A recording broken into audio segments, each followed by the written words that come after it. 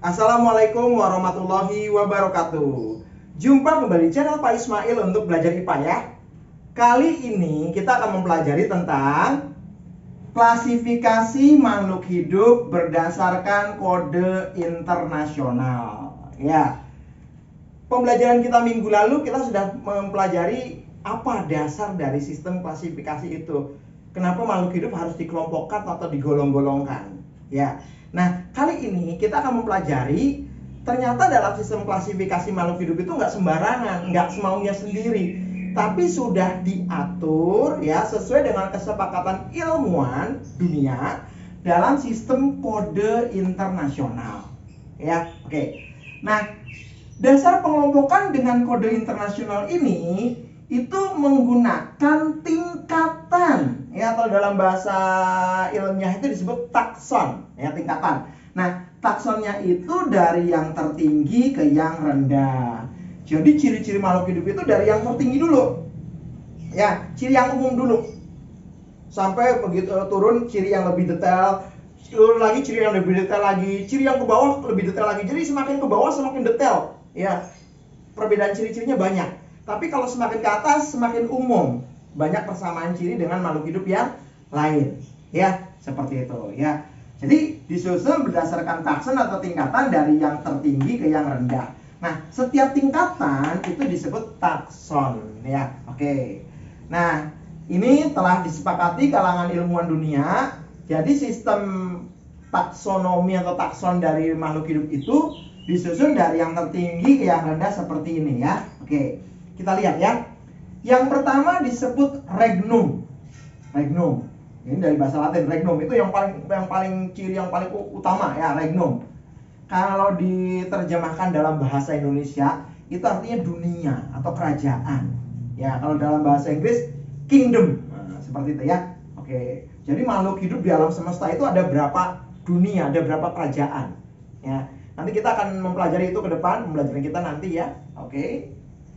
Nah, setelah regnum, yang artinya dunia atau kerajaan, turun ke bawah, ini namanya divisio atau filum.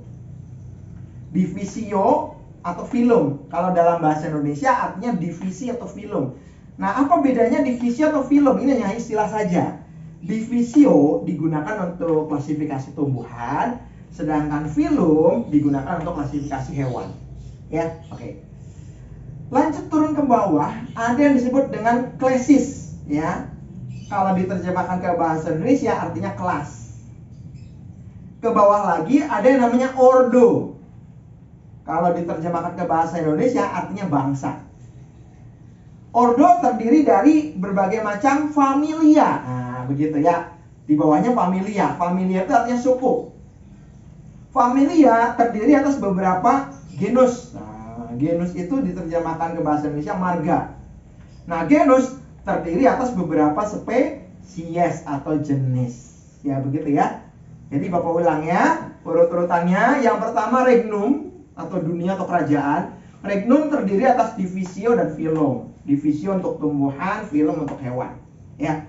Kemudian di bawahnya ada klesis. Jadi divisio terdiri atas berbagai macam klesis, filum juga sama, terdiri atas beberapa macam klesis atau kelas.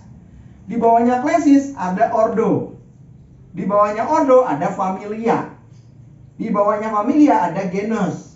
Di bawahnya genus ada spesies. Ya, regnum, divisio atau filum, klesis, ordo, familia, genus, spesies.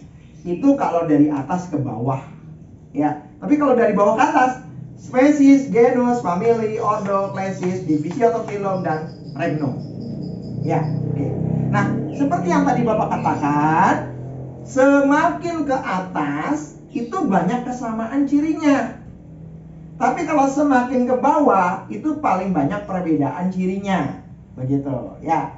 Jadi kalau misalnya tumbuhan dengan hewan atau manusia atau apapun, kalau dibanding-bandingkan, itu kalau semakin ke atas itu semakin banyak cirinya. Hewan A dengan hewan B, hewan C, hewan D, nah begitu. Itu banyak ciri-cirinya. Tapi kalau ke bawah itu semakin banyak perbedaannya. Ya, seperti itu. Oke, paham? Oke. Lanjut ya, lanjut. Nah, di sini Bapak akan memberikan contoh salah satu sistem klasifikasi manusia. Ya, oke ya. Kita sendiri aja yang paling mudah ya, karena kita adalah makhluk hidup.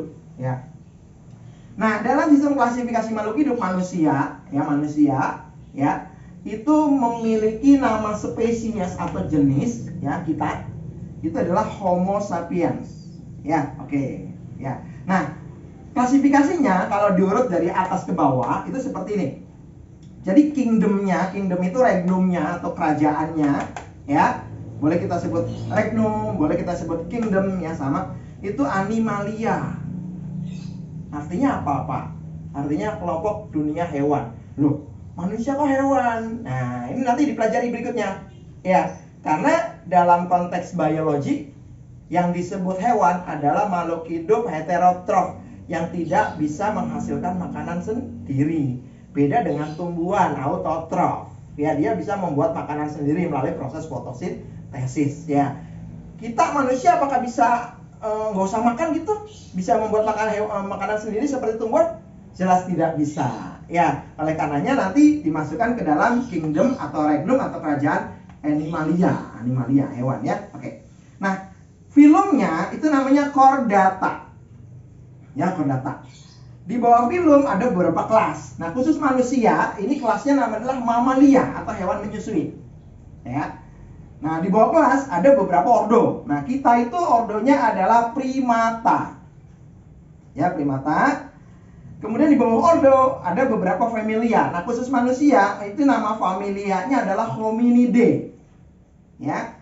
Di bawah familia ada beberapa genus gitu kan. Nah, khusus manusia itu genusnya namanya Homo dan spesiesnya Homo sapiens. Ya.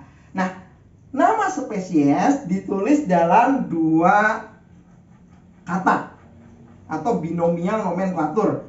Nanti ke depan kita pelajari bagaimana tata nama makhluk hidup itu menggunakan sistem binomial atau nomenklatur atau sistem dua kata. Ya, oke, seperti itu. Ya. Jadi inti pembelajaran kita kali ini adalah bagaimana kita mengetahui kalau kode internasional dari klasifikasi makhluk hidup itu disusun dari atas ke bawah, ya. Oke, dari mulai regnum, divisio atau filum, clasis, ordo, family, genus, spesies. Itu dari atas ke bawah. Atau dari bawah ke atas. Spesies, genus, family, ordo, clasis, divisio atau filum, dan regnum. Seperti itu. Jelas, ya? Itu saja materi dari Pak Ismail untuk pembelajaran kali ini. Mudah-mudahan bisa dipahami dengan baik. Wabillahi taufiq wal hidayah. Wassalamualaikum warahmatullahi wabarakatuh. Salam sehat untuk semuanya.